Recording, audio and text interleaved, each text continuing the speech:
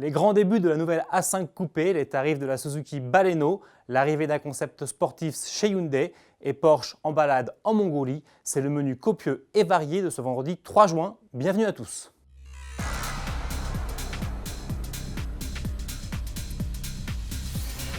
Commençons par la grande nouveauté du jour, j'ai nommé l'Audi A5 de deuxième génération. 9 ans après son arrivée sur le marché, le coupé allemand se modernise sans se révolutionner pour autant. Au premier coup d'œil, on retrouve en effet les derniers codes esthétiques de la marque au Cazzano. Malgré tout, le nouveau venu gagne clairement en caractère, avec un regard plus affûté que jamais, une calandre élargie et un capot nervuré. L'évolution se fait également sentir à l'intérieur. On est ici très proche de ce qui se fait dans la nouvelle A4, avec notamment l'arrivée de série du Virtual Cockpit, cet écran de 12 pouces qui prend place derrière le volant. L'écran du système d'infodivertissement s'installe lui désormais sur la planche de bord, façon tablette. La technologie se retrouve aussi dans les systèmes d'aide à la conduite, désormais plus nombreux, avec notamment le parc assist, la reconnaissance des panneaux de signalisation ou encore le maintien dans la voie de circulation. Enfin, sous les capots, l'A5 Coupé reprend les mêmes moteurs que la 4, tout en délaissant toutefois les blocs les moins puissants. En essence, le 2 litres TFSI propose donc 190 ou 252 chevaux. Et côté diesel, le 2 litres TDI affiche lui 190 équidés, tandis que le V6 3 litres est disponible avec 218 ou 286 chevaux. La version plus sportive, la S5, dispose quant à elle d'un nouveau V6 3 litres TFSI qui lui permet de prendre 21 chevaux et de grimper ainsi à 354 chevaux. Proposée avec une boîte manuelle 6 ou une boîte automatique à double embrayage et 7 rapports, en traction mais aussi avec la transmission intégrale de dernière génération Quattro Ultra, la nouvelle A5 sera commercialisée à l'automne.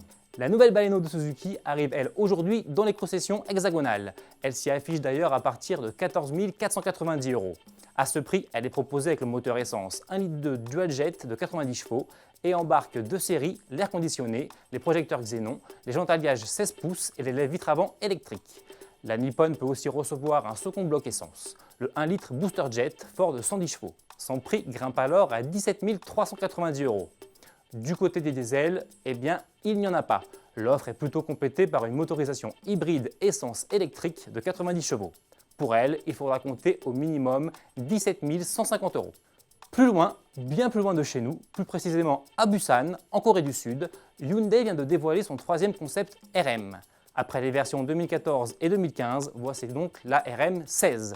Et comme les années précédentes, il s'agit encore d'un prototype de coupé biplace qui sera utilisé pour le développement des futurs modèles de série de la nouvelle gamme sportive N de la marque. Sorte de véloster qui aurait abusé de la musculation, l'engin est largement constitué d'aluminium et de fibres de carbone. Surtout, il est animé par un moteur 2 litres TGDI de 300 chevaux qui pourrait bientôt prendre place sous le capot de la future i30N. On en salive déjà. Enfin, terminons sur ces belles images de Porsche qui a posé ses valises à Yakeshi, en Mongolie, le temps d'une session de pilotage pour clients fortunés. Au total, 63 véhicules de la marque sont allés défier les conditions climatiques extrêmes du pays. Neige, glace et glissade, un programme visiblement réjouissant. Bon week-end!